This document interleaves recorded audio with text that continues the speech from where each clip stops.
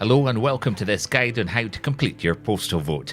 The Scottish local government election for the Highland Council will take place on Thursday the 5th of May 2022. This guide will take you through the procedures on how to complete your postal vote and return it.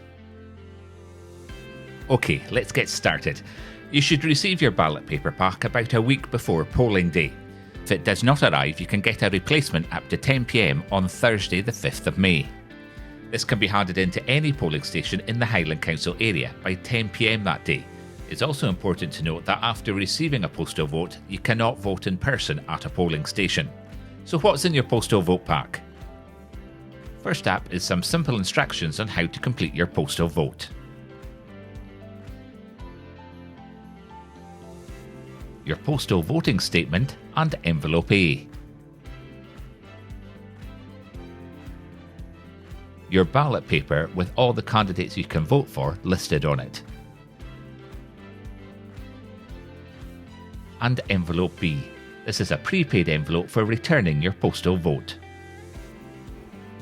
We'll now go through the procedure for completing a postal vote. Your postal vote will arrive in an envelope marked ballot paper. This must only be opened by the person it's addressed to. It's an offence to use a ballot paper addressed to another person.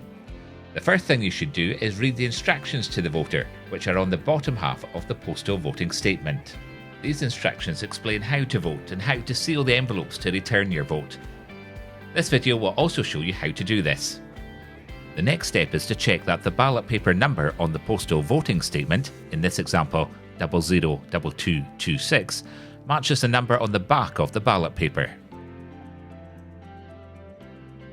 Next, you must provide your signature and date of birth. If you do not, the postal voting statement will be invalid and your vote will not be counted. Use black ink and write your date of birth, day, month and year in the boxes provided. Then sign in the box opposite. Make sure that you keep your signature within the border. Remember that by signing, you are confirming that you are the person that the ballot paper was sent to. You must not vote using a ballot paper that is not addressed to you or interfere with another voter's ballot paper. Voters in this election have one ballot paper.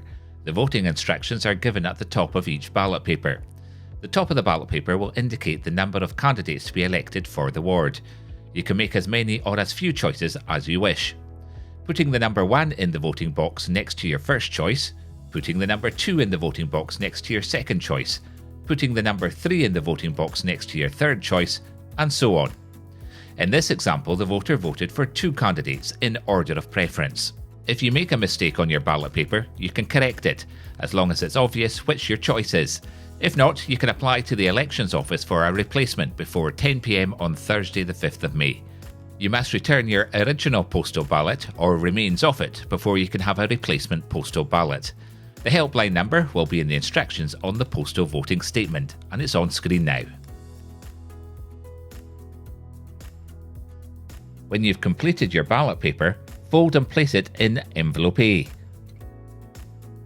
And if you're having difficulty putting your ballot paper into envelope A, you can fold it again so that it fits inside the envelope.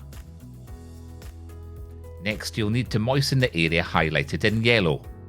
Fold the postal voting statement over in half and seal it so that it's secure.